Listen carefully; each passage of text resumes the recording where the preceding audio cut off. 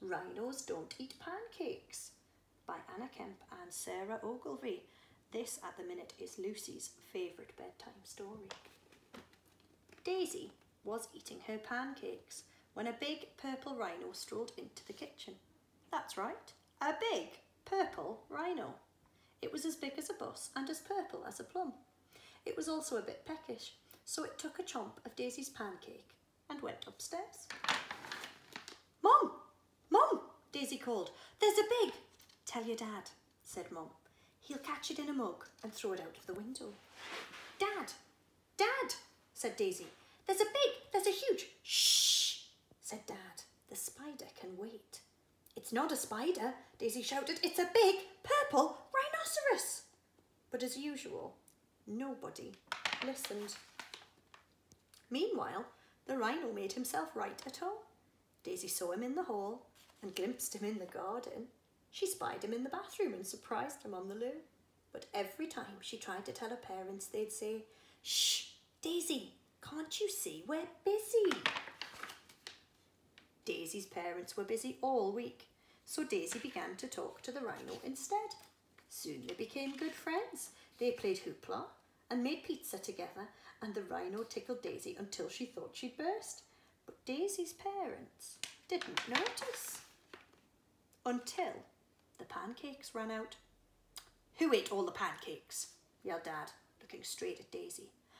"It was the rhino," she said. "Rhinos don't eat pancakes," said Dad. "This one does," cried Daisy. "I saw him in the kitchen." "A rhino?" said Mum. "In the kitchen?" said Dad.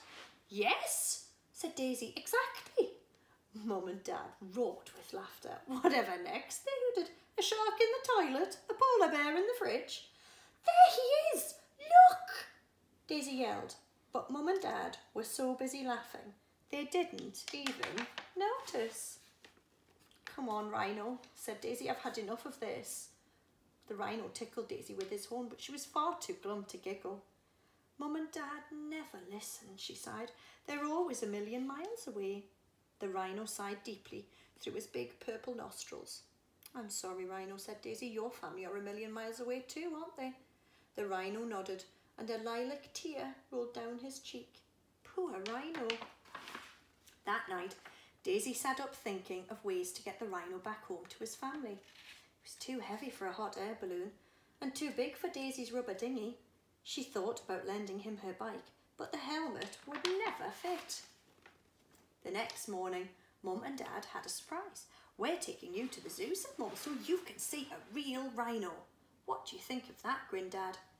Daisy thought it was a stupid idea when there was already a perfectly good rhino sitting on the sofa. But she didn't say so. What was the point? Nobody would listen. At the zoo, Daisy saw yellow giraffes, bright red parrots, orange and black tigers, and grass-green snakes. But she couldn't help thinking about her poor purple rhino. "Hurry up, Daisy," said Mum.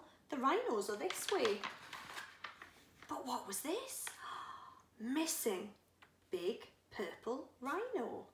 Likes pancakes. If found, please call the zoo. "Cripes," gasped Mum. "Well, that explains the pancakes," gasped Dad. Mum, Dad and Daisy rushed back home, and guess what they saw when they got there? That's right, the biggest, purplest rhinoceros in town. "What did I tell you?" Daisy said, grinning from ear to ear. "I'm phoning the zoo," said Mum. The rhino looked startled. "No," said Daisy, "not the zoo. He needs to get back to his family. They are a million miles away." "Well, we'd better get a move on," said Dad. "The next flight to a million miles away leaves this afternoon." The rhino packed his suitcase while Daisy found his hat. Then they all pushed his big purple bottom into the back of the car and drove to the airport. "I'll miss you," said Daisy as the rhino boarded the plane. The rhino gave her a big purple hug. He would miss her too. Back at home, Daisy began to feel lonely again. Who would listen to her now? But little did she realise that everything was about to change. "Tell us about the rhino, Daisy," said Mum. "Yes," said Dad. "Tell us about that big purple pancake-eating rhino." So Daisy told them about the hoopla and the pizza and the tickles, and guess what? They listened and listened until she had completely run out of words. It was brilliant. Is there anything else you'd like to tell us? Asked Mum as she took Daisy into bed that night. Daisy looked out onto the landing. No, that's all for now, said Daisy, smiling. Night night. The pink polar bear would have to wait till tomorrow. I wonder if there are any massive animals in your house that your mum and dad might not have noticed. See you soon.